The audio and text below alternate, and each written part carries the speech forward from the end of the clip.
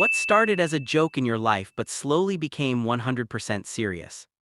My dad and I started a rivalry with a garden gnome.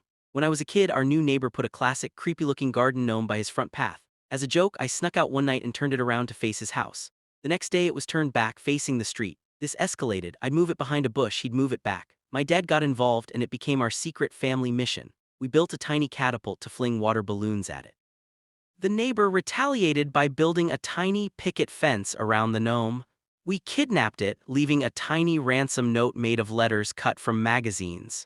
It was returned to us a week later, painted in the colors of his favorite football team. This went on for 15 years.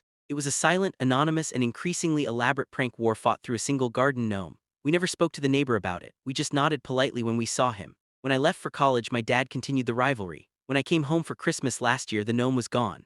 The neighbor, now a very old man, had passed away. A week later, a package arrived for my dad. Inside was the gnome and a letter from the neighbor's son. The letter said that his father had no family, and that his gnome war with the mysterious people next door was the most consistent source of joy and laughter in his life for the last 15 years. He'd left the gnome to my dad in his will, referring to him as his greatest and most respected rival. My dad now keeps that gnome on our mantelpiece, and we don't treat it as a joke anymore.